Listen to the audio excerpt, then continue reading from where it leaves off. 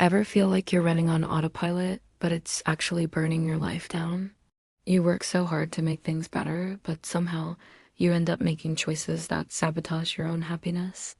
It's like there's an invisible force pulling you back into old, familiar chaos. If this sounds like you, you're not alone. Let's decode that feeling together. Welcome back to Reset Your Story. In our last episode, we met Yinny, a little character who learned to survive by reacting instantly to danger. See a fire, run. Hear a threat, retreat. Feel unsafe, build a wall. These instincts kept her alive. The thing is, many of us are still living like Yinny, operating in a deep-seated survival mode we learned growing up. Maybe you saw your parents overreact to small problems, so now you do too. Maybe you learned to isolate yourself to avoid conflict, or you feel the need to control every little detail to prevent things from going wrong. This survival mode was a brilliant strategy. It was your brain's way of protecting you in a world that felt unpredictable or unsafe. It created a set of automatic rules. Don't trust easily, always prepare for the worst, never show weakness. And for a while, it worked. It got you through tough times.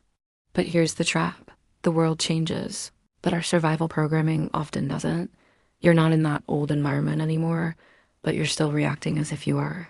That's why you might push away a supportive partner, quit a good job right before a promotion, or create drama when things are calm. Your nervous system is still wired for a fire that's no longer there.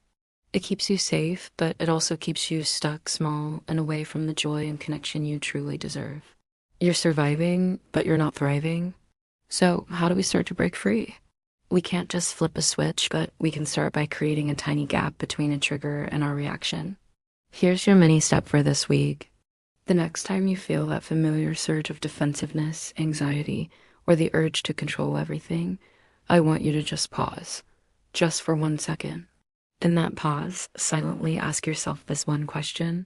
Is this my survival mode talking, or is this my real present-day choice? That's it.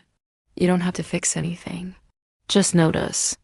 The simple act of asking creates a moment of awareness, and that awareness is the first step toward reclaiming your power.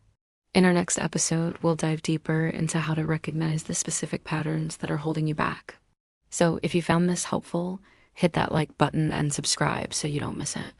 Tell me in the comments, when does your survival mode tend to show up? I'd love to hear your story.